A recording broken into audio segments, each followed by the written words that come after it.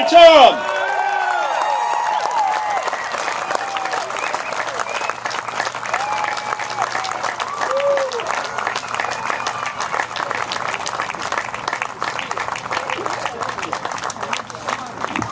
Thank you, Punta Gorda. Thank you for being here. This is great.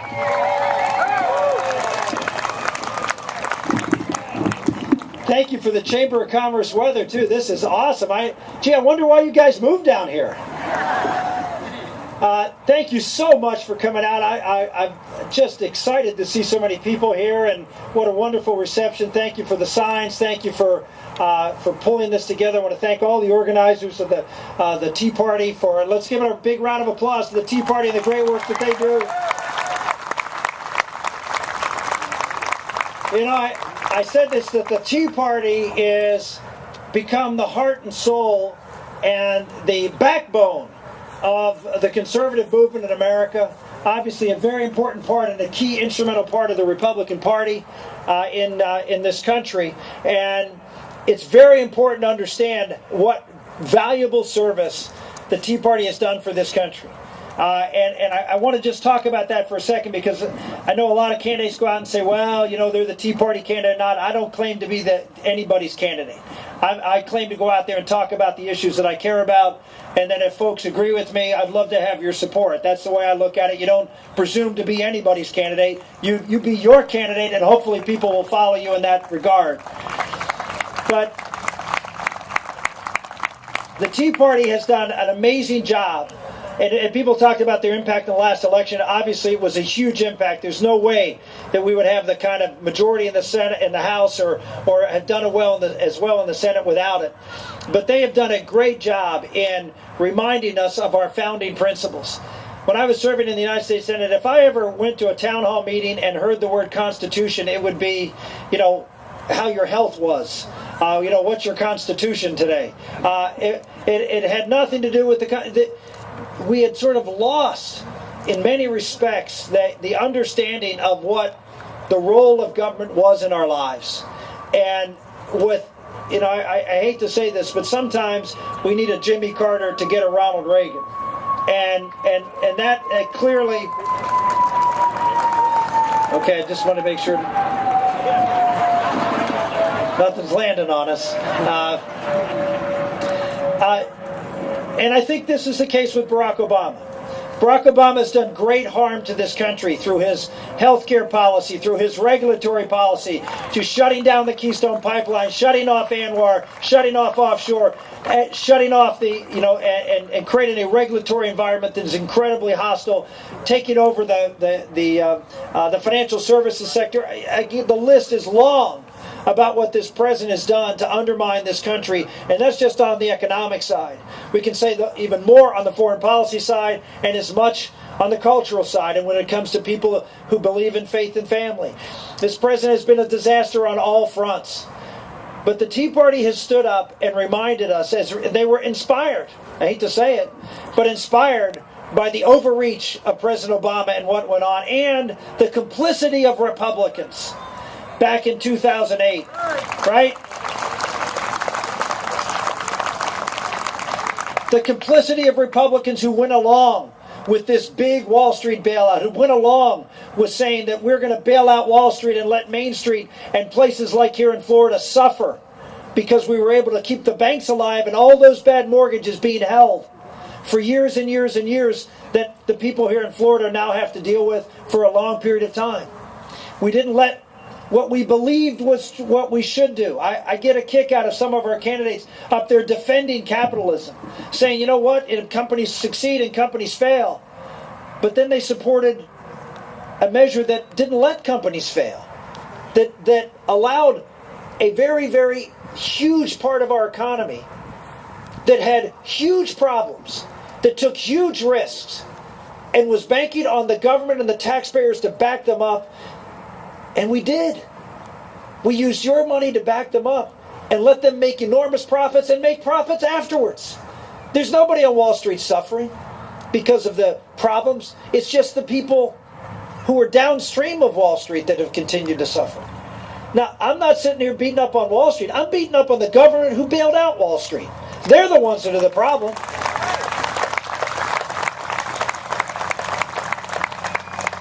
But that got the Tea Party, that got people angry and motivated, and then the stimulus package came, and then the coup de grace.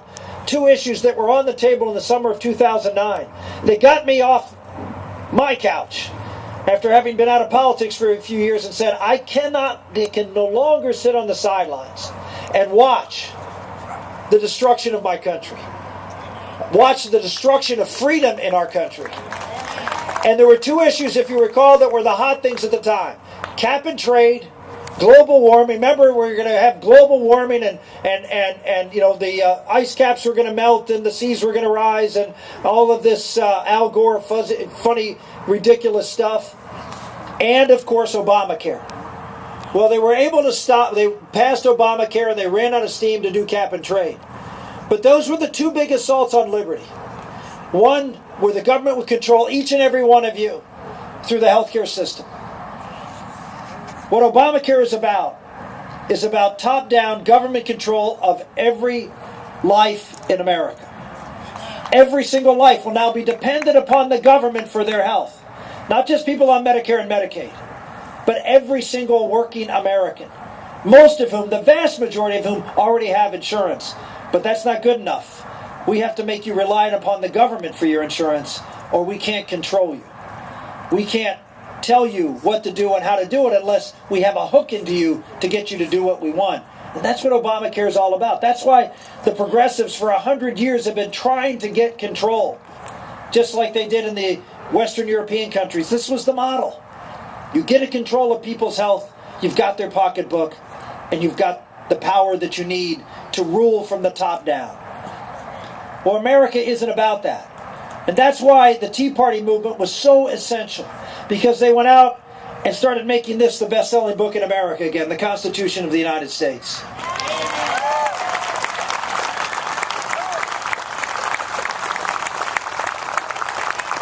And they did an awesome job in going out, not just in going out and holding rallies and calling for people to hold their elected official accountable on these issues that we were dealing with cap and trade and with health care. But you went out and you started educating people. Most of the Tea Party meetings I've gone to were educational meetings to talk about what this document means, what our founding document means.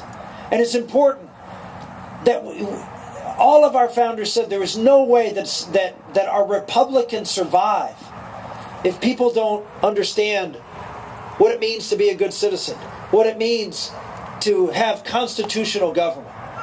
And I want to say to the Tea Party movement and to those who have been out there fighting on the front lines, thank you for reinstilling in America something that Ronald Reagan was greatly concerned about. His last thing he said to America before he left office in 1986 was that he was concerned.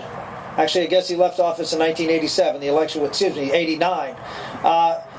Before he left office, he said that he was concerned about the future of our country because we had forgot to teach what America was really all about. We start teaching the history of America and who we are as a civilization.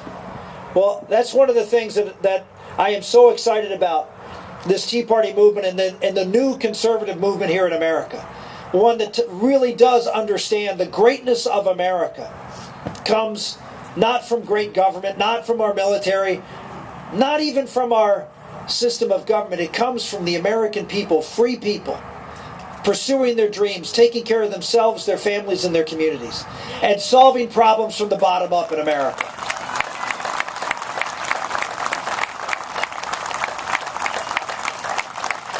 People have asked me what differentiates Republicans and Democrats, what differentiates me and maybe some of the other candidates in this race, is that I'm someone who believes in bottom up.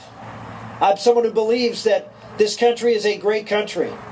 If we understand that if we can solve most of our problems in America, either by ourselves or by our families, or with our families and in our churches and in our community, America will be a much freer, safer, and more prosperous country. Now,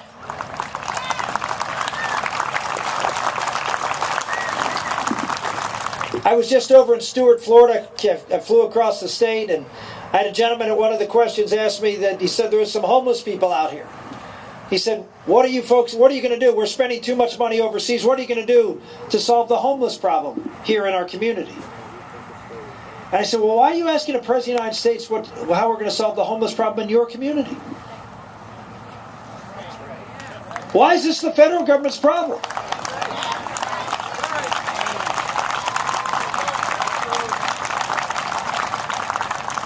Let me assure you, there are plenty of programs out there. There's 72 means-tested entitlement programs. Everything from food stamps to housing programs to education and training vouchers to Medicaid. There's lots of programs. But the problem is, what the people who are homeless, what the people in need in our society need, is not a government program. They need you. They need you. They need people here in the local community. They need churches. They need family members. They need communities. This is how America stayed free. This is how America's government stayed limited. Because we had a society who understood that, yes, we are our brother's keepers. Yes, we have a responsibility for our families first. The greatest thing you can do to keep America free is to keep your family strong. Right?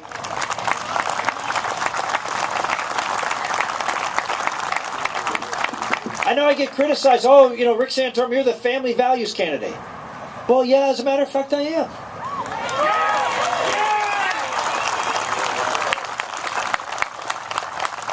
Because I understand that you cannot have limited government if the family is destroyed.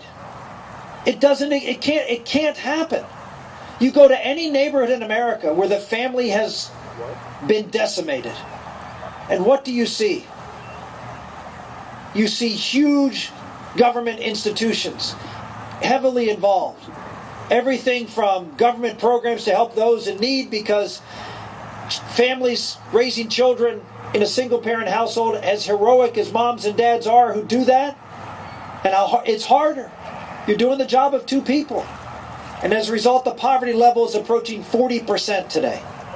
What does that mean? 72 means-tested entitlement programs. The cost of government has just gone up. Look in the neighborhoods where there are no dads. What will you find?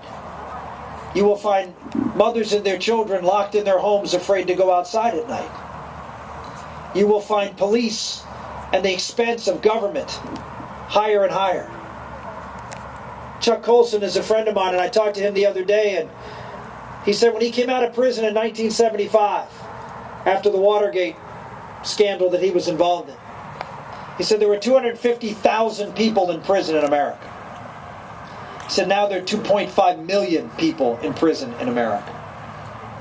2.5 million people, and he said 70 to 80% of them have something in common. They grew up without a dad in the home. Ladies and gentlemen, we can keep building more prisons and keep trying to deal with the expense of the problem that came from why they got to prison in the first place. Or we can understand that if we want to be Republicans, we want to say, oh, we'll just cut taxes, limit government, all that kind of stuff, and that will solve the problem. It will solve a big problem, but it won't solve the whole problem.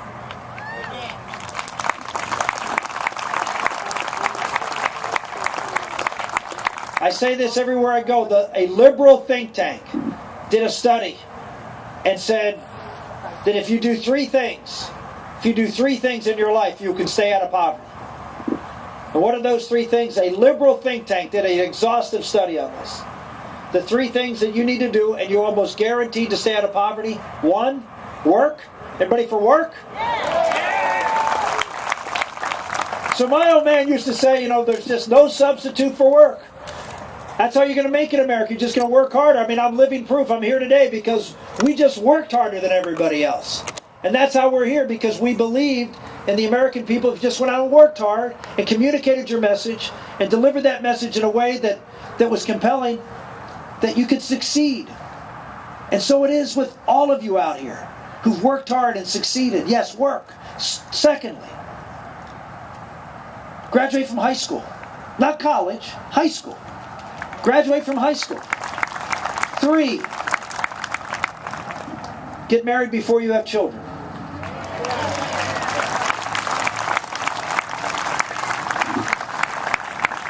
Now, those are three very simple measures. Think about how, in a sense, easy that is. In a sense, if you just think about how easy it is to accomplish those three things. And if you do as an American, the chances that you will ever be in poverty, if you do those three things, is 2%. 1 out of 50 who does those three things is going to end up in poverty. 49 are not only going to be successful, but according to this study, over 3/4 of them will be in the top half of income earners in this country. Those three things. So I just say that because, and by the way, if you don't do one of those three things, the chances that you'll be in poverty at some time in your life, 77%. So we know what works. Work works. Education works, and families work. Those three things.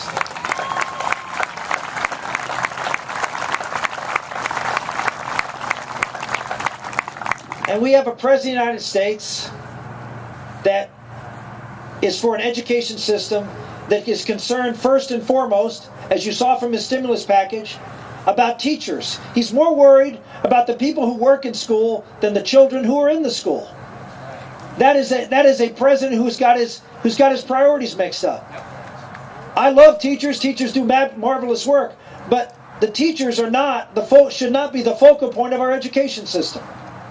The focal point of our education system must be who the customer is. And the customer is the parents.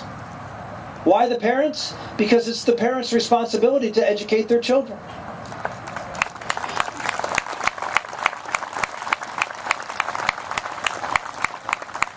And so what we really need, if we really want to help teachers, let's get the federal and state government out of the business. Let's get the local resources, stay in the local community. Let parents and teachers work together to try to find the best possible atmosphere for every child in America to succeed. This is simple. Bottom up. Believing in teachers who care about parents and their children. Believing in parents who care about their children. Believing in local elected officials who care about their community. Why can't we trust people at a local level to be free and to be able to design a system that's best for them, that's best for every child in America, instead of having the state and federal government tell us everything to do?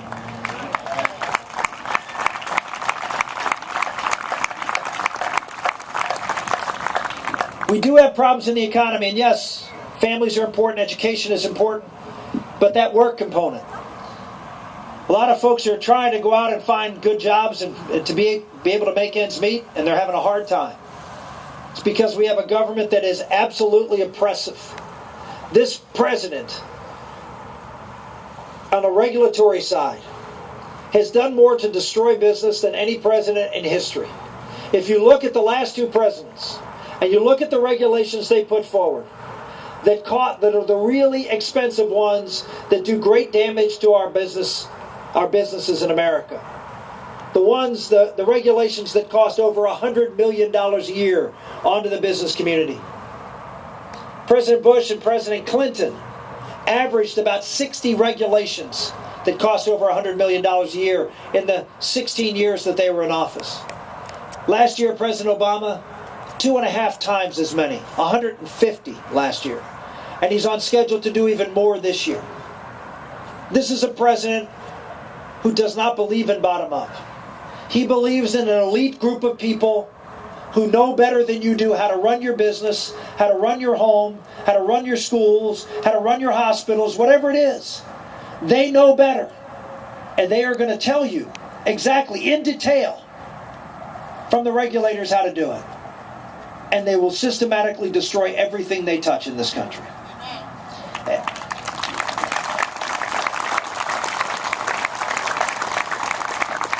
So the answer is pretty simple. If we really want to liberate this economy, we have to do 3 big things. Number 1, we have to dramatically cut spending in America, in Washington, D.C. Now, how do you do that? Number 1, You repeal Obamacare, which is the biggest explosion of federal spending.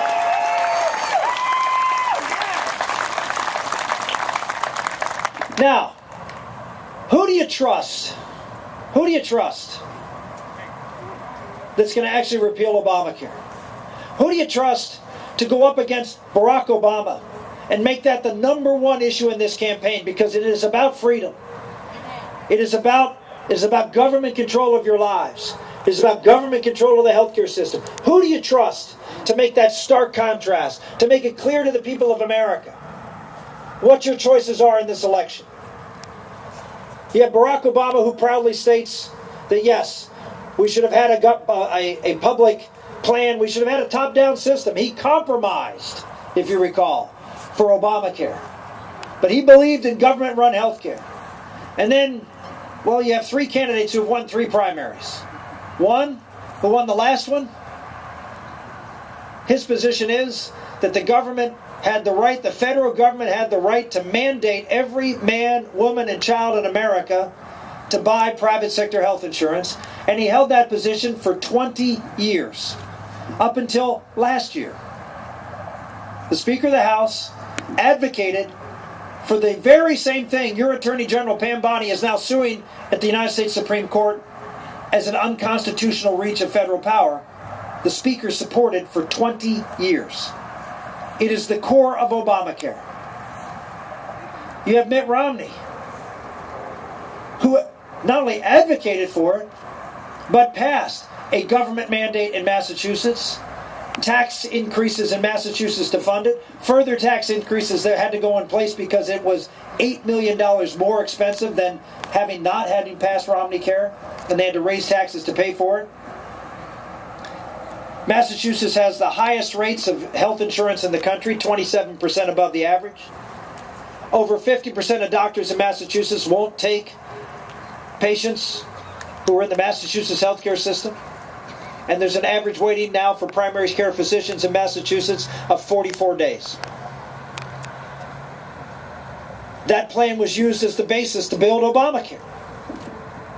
And then you have a third candidate, who, when he was first elected to the Congress, sponsored a private sector reform of the healthcare system and was the first member. I introduced this idea into the Congress with John Kasich from Ohio, who's now the governor of Ohio. And the two of us introduced this bill called now Health Savings Accounts, which every single conservative organization, every conservative candidate running for Congress or president or Senate advocates as the way for a bottom-up healthcare system reform. I ran my first race for the Senate against the author of Clinton Care, Hillary Care. That's who I ran my race against, the author in the Senate. He was a Democratic incumbent congressman from Pennsylvania. And I ran on private sector healthcare reform. I ran on no government mandates. And I won in the state of Pennsylvania in 1994.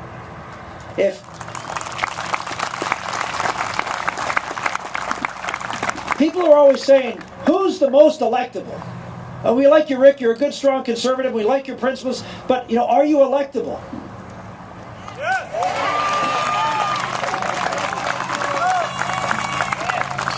Well, let's just sort of walk through this a little bit.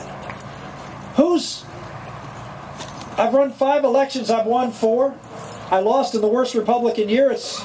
We lost 23 out of 33 senators in the United States. We lost 5 congressmen in the state of Pennsylvania. 5 Republican incumbents were defeated that year. We lost the House of Representatives by the biggest margin in our state house ever. And we lost the governor's race by 5 points more than I lost. And so, yeah, I lost in a bad year. But in competitive years, I was able to win and get the kind of voters that we need to win this election. Reagan Democrats, who so badly want to come home if they felt that the conservatives and Republicans wanted them in their home. If they were conservatives and Republicans who actually had ideas that actually created jobs for them. And we're talking about the issues that they cared about. I come from that area of southwestern Pennsylvania that Barack Obama talked about in his little fundraiser in San Francisco a few years ago. During the primary against Hillary Clinton, he said, yeah, all those people in Pennsylvania who cling to their guns and their Bibles.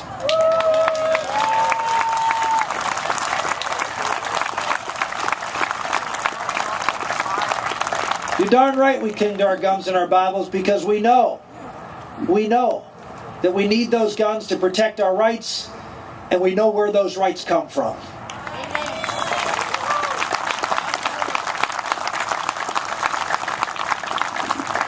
If you're looking for the person who can go out and get those votes and has a track record, not just of winning those votes, but of defeating Democratic incumbents. The guy I defeated in 1994 for the Senate race, his campaign was managed by James Carvin.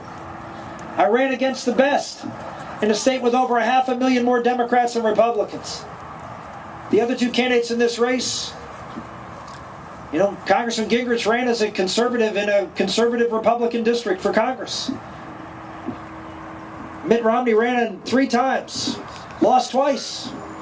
Ran as a liberal the first time, a moderate the second time, and a conservative the third time. Pick. Which one do you like? Which one? Which one?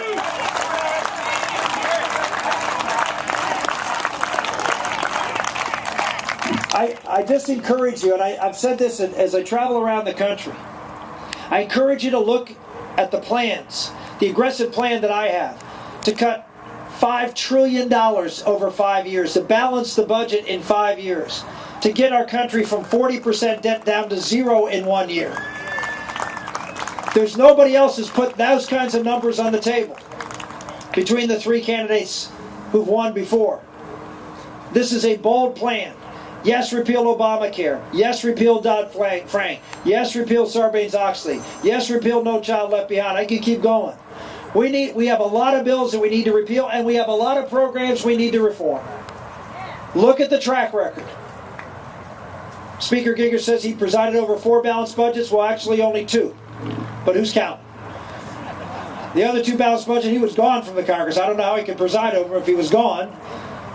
But I was there during those years, and I fought during those years. Before, as we were heading into years in which we were having a surplus, I was out talking about reforming entitlements. When we were running a surplus. We were running a surplus in 1998. And I went on a plane with Bill Clinton, Air Force One, the only time I ever rode with him. There were reasons for that. Anyway, so I rode and we did a huge town hall meeting in Kansas City on reforming Social Security. And I went out and represented the Republican Party at a time we were running a surplus. At a time Social Security was running a huge surplus. Everything looked fine. But I knew today would come. I knew the day would come when we would be running a deficit in Social Security. That we would have seniors retiring and the baby boom generation retiring, and all bets would be off. And I said, we have to plan for that day. We have to prepare for that day, so we're not punishing seniors now or in the future. That we're providing them the opportunity to build a stable and solid retirement. And we didn't succeed. But I was out there when nobody else was talking about it. In a state that, yes, I understand Florida has the highest percentage of seniors of any state, but Pennsylvania's second. I don't know if you knew that or not. And I always say that Pennsylvania seniors care more about Social Security and Medicare than the folks here in Florida, because all my wealthier seniors moved to Florida. Right? Yeah. The ones that couldn't afford to come down here, they're still in Pennsylvania. So I was dealing with a much lower socioeconomic group, and I was out there talking about big reforms. Why? Because we knew, demographically, we knew this was going to happen. We knew it was going to happen with Medicare. We knew it was going to happen with Medicaid. You're looking for someone who had the courage to go up and fight for those issues before they were popular. You're looking for someone who stepped up on national security and talked about Iran before anybody did, and about the threat they were as a nuclear power, not just to Israel, but to the Middle East and to our country. I did that 7 years ago. Now everybody's talking about Iran. I was talking about it when we could have done something to stop the talk today.